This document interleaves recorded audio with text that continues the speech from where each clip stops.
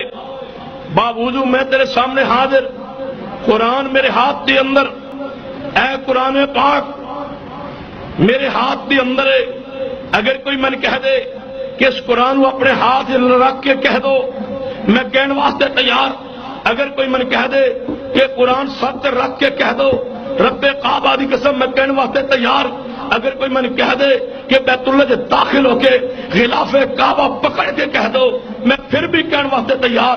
قرآن میرے ہاتھ کے اندر ہے، رب کعبہ دی قسم ہے۔ اگر میں جھوٹ بولا تو میں تیرا دنیا بھی آخرت مجرم۔ اگر میں بیان خیانت کراں میں تیرا دنیا آخرت مجرم۔ اگر تو اس بات تو بات میری بات تے غور نہ کرے، پھر قیامت والے دن میرا ہاتھ تو تیرا گربان ہوئے گا۔ جے میں جھوٹ بولا خیانت کراں میں تو دنیا بھی میرا گربان پکڑ سکنے، قیامت بھی پکڑ سکنے۔ تینوں میں اختیار دے رہا، جے میں خیانت کراں تو پھر تو میرا گربان پکڑنا۔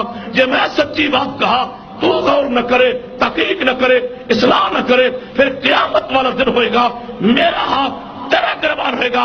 قرآن میرے ہاتھ ہے، رب کعبہ دی قسم ہے، میرے مصطفیٰ نے ساری زندگی ایک نماز بھی رفع الیدین تو بغیر نہیں پڑھی۔ میرے مصطفیٰ نے تو ایک نماز بھی نہیں پڑھی، تے پھر تو روزانہ رکھ دین تو بغیر نماز پڑھے، میں کیویں برداشت کر سکنا؟ تو مصطفیٰ دی حدیث کی مخالفت کرے، اس رفع الیدین دے بدلے اگر سانو ملک بدل کیتا جائے، میرے اسلاف نے قربانی پیش کر چکے، اس رفع الیدین کے بدلے اگر ہتھ کڑی پہنا نہیں پڑے، رب کعبہ دی قسم قبول ہے۔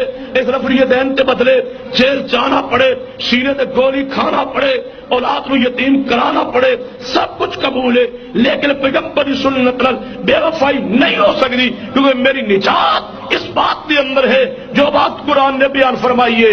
فرمایا انما کان قول المؤمنین، انما کان قول المؤمنین اذا دعوا الی اللہ ورسولہ لیحکم بینہم ان یقولوا سمعنا واطعنا واولئک هم المفلحون۔